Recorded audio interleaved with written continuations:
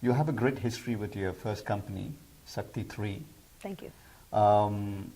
I heard you a little bit on the stage. You talked about how you saw the problem and the challenge with the battery. So why don't we talk about that, and then we'll go to your new venture. Sure.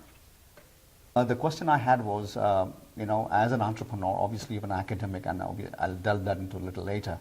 But as an entrepreneur, when you look at the problem, and the industry is so huge, how do you find your niche and try to solve that problem? Because that's what entrepreneurs have to learn. Yes. They cannot solve the world's problems. Yes. They have to identify a niche problem, and then your capabilities of how you can do that better. Yes, it's a great question. So normally when you start to create and flesh out your vision and your mission, what it is that you're trying to do in the world, it's rather large. And then reality sets in. So you have 100 things you'd like to do, 1,000 things you'd like to do, and that you find for reasons of finance or physics or human beings that there are a qualified set of things you can do. And so you begin to curate. And I think part of the entrepreneurial journey is that curation. And people who are not entrepreneurs sometimes don't understand that that's an intrinsic part of it, but it really is. You think, when I started to think about starting a company to help support vehicle electrification and use some of what I understood about batteries to help out on that problem, I thought about a number of different ways that my teams and I could help out. I was a professor at that time, and so I had a very busy laboratory, and I was running a large research center working on conventional technologies. And one option would have been to continue to write papers and to support improvements to that existing sort of train of thought. If you think about the literature as a train of thought, which I do, I think about the literature as having a central tendency in a train of thought. And you have papers that come up and you contribute to the literature. The really good ones take a few years before anyone even cites them. It takes 5 years before a good paper even gets cited that much, because it takes a while for people working on a conventional technology to really realize what was there. So I've been fortunate in my career to sort of contribute a paper, have it sit, and then all of a sudden everyone is citing the paper and reading the paper. And it feels like a Dirac delta, but the reality is much different. The reality is that often people don't seek a novel solution until it's become clear that the profit or the impact or the technology available from the present path is largely exhausted. And when that becomes clear, people tend to look around and think, well, what else might we become engaged in? The entrepreneur then is always performing this function of curation. The ideal is a silent, clean vehicle that operates with a very efficient battery, perfect power electronics, highly efficient motors. The reality is that you have to pick a finite number of physics problems, a finite number of manufacturing problems, a finite number of fundraising problems, a finite number of T-building problems. And that's how Sastry 3 became curated to become a mission which was even to put solid-state batteries into cars. Even that mission is huge. That mission requires changing the way that batteries are manufactured. Even before that, fundamentally discovering what the process path is to executing battery cells at a time scale and a cost that actually are plausible. And so, part of that process becomes writing patents and securing your IP, create value in the enterprise. Part of that problem becomes bringing people onto the team with very different expertise, often different than your own. Part of that becomes having things break and rebuilding them and learning to rebuild them and engaging with vendors.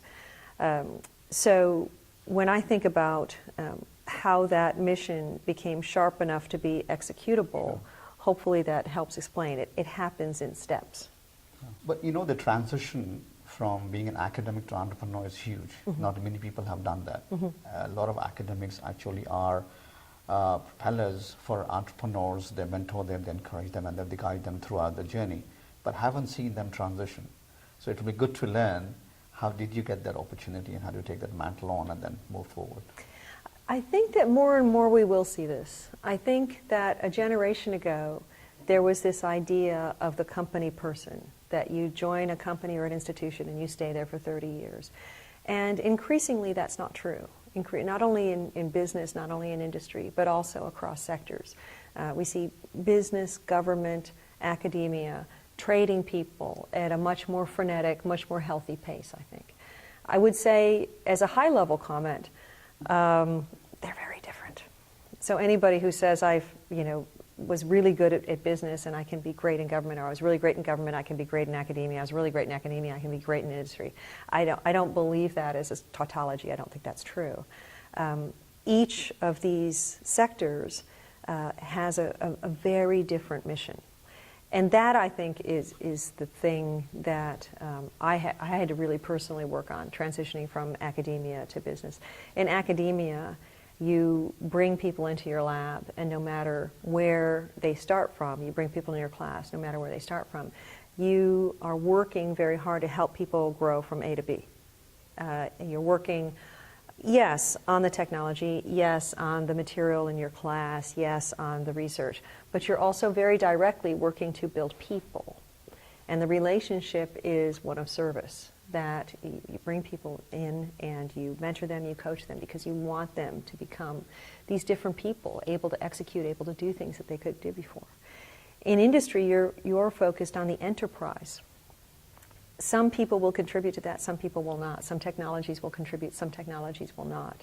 You don't have the luxury of saying, I like this particular math. I'd like to sit under a tree and write another math paper, which I have a tendency to do. So you might say, well, that's very pleasurable, and I might want to look at that because I think that's very interesting, and I could contribute a paper, and there are other people who find that kind of work interesting. But capitalism is a little bit harsher critic than academia. And the marketplace determines what is plausible to work on, in addition to what is interesting to work on. So you have to accept certain constraints. On the other hand, you can realize things that you can't often realize in a university setting. So you can buy big equipment, you can create larger laboratories. The kind of funding that goes into a university laboratory, even a big center. I ran two research centers when I was a professor, and they're dwarfed in scale of what you can do at a technology startup, just your ability to execute. So, if that makes sense, thinking about sort of putting on a different mantle and understanding that you come to work with a different purpose every day, I think is very important. In government, and we partner with government, and we did partner with government, the idea is to do all of your work in the public good. And so whatever you do, it may not be the most technologically advanced thing, it may not be the most efficient thing. In fact, your purpose is not always to do the most efficient thing. Your job is to do what's best in society's interests, and often in the near term that is inefficient. So again, these transitions among sectors really require recalibrations, whether they're conscious or unconscious. And I think when you watch people go through these transitions, it's interesting. Over a period of time, as someone has moved from one sector to another, they talk differently, they think differently, and sometimes, if you're lucky, you can hear people talk about how some of those decisions have been conscious, which is very helpful knowledge to people who might want to move around a little bit. Finally, we come to your current company. Mm-hmm. This is right up your alley, Mm-hmm. which is education. This has been going on for the last 7-8 years. Mm-hmm. MOOCs was one of Yes. the first, Mm-hmm. Initiative to move into this direction. How are you different than other companies, and there are a ton of them who are pursuing the same path? I love it. I love that the workspace in the mind space is so lively. I love that there are all of these different models and solutions.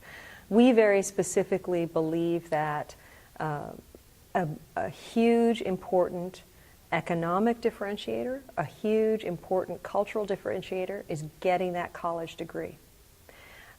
I personally don't believe that college should be reserved for a few. I like to tell people there is no reason that a plumber shouldn't read a poem, an electrician shouldn't read literature, a wallpaper hanger, a painter, a steel worker, like my great-grandfathers were, shouldn't know statistics. In fact, it's incredibly important that they do. And when we think about people who are working on the front lines of the work of society, The reality is a great number of them are entrepreneurs. A great number of the people who do a lot of the work of this country are entrepreneurs. And there is nothing more important for an entrepreneur than to be armed with an education, whether it's School of Hard Knocks or whether it's formal school. If we can bring the cost down of college and we can empower people by giving that degree, by helping them get that degree, that's huge. Our data say that the economic differentiation is still large and growing. No college degree versus college degree. So making sure that people within the space of their lives can fit in college courses and get them through qualified sources like nonprofit institutions is really important. One differentiator is we don't believe that, well, let me eliminate the double negative. We believe that colleges and universities are good. We believe that they're terrific institutions. We believe that they're honorable and honor. They need technology partners. We're the technology partner. We're self-aware about what we do. Again, I'm more or less an applied mathematician. We bring the technology. We don't take over from teachers. We don't take over from instructors. People need teachers. People need instructors. A lot of the drudgery of what goes into building a course can be eliminated with technology in service of creating better engagement between instructors and learners. And that is what I would say is our differentiation. Thank you for giving us the time, and thank you for sharing wonderful thoughts. You're doing a fabulous job, especially for young women who want to become entrepreneurs and want to get into STEM. I think you're a good role model. It's a pleasure to have you here. Thank you so much. Thank you so much.